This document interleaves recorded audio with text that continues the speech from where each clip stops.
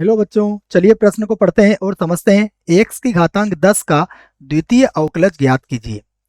प्रश्न को हल करने से पहले प्रश्न के लिए मुख्य अवधारणा लिख लेते हैं। तो प्रश्न की मुख्य अवधारणा जिसकी सहायता से इस प्रश्न को हल किया जाएगा।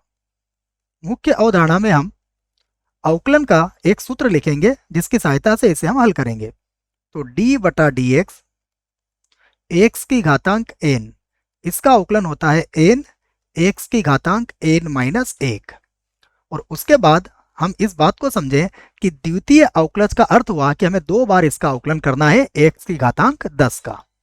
तो सबसे पहले हम x की घातांक 10 को y के बराबर मानते हैं और फिर इसे हल करते हैं। तो माना y बराबर x की घातांक 10 है, ये हमने मान लिया।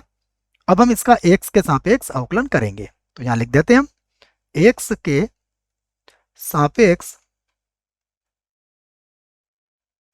अवकलन करने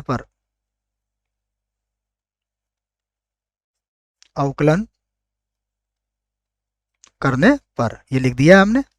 तो जब हम इसका x के सापेक्ष अवकलन करेंगे तो ये होगा dy बटा dx और ये बनेगा d बटा dx x की घातांक 10। अब देखिए सूत्र जो है, सूत्र की सहायता से ये हो जाएगा 10 और x की घातांक 10 माइनस 1 अर्थात क्या बनेगा, ये बनेगा 10 x की घातांक 9। तो अब हमें dy बटा dx मिल गया है, इसको हम लिख लेते हैं एक बार और।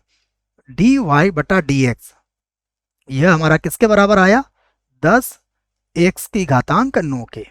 हमसे द्वितीय अवकलज पूछा गया है तो इसका अर्थ यह हुआ कि हमें इसका एक बार और अवकलन करना पड़ेगा। तो हम यहां पर लिख देते हैं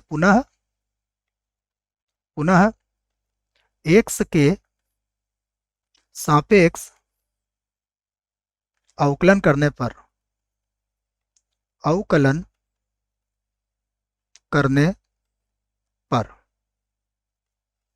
तो अब ये बनेगा, देखो ये तो बन जाएगा d2 y बटा dx स्क्वायर और ये होगा d बटा dx और अब बन जाएगा 10 x की घातांक 9।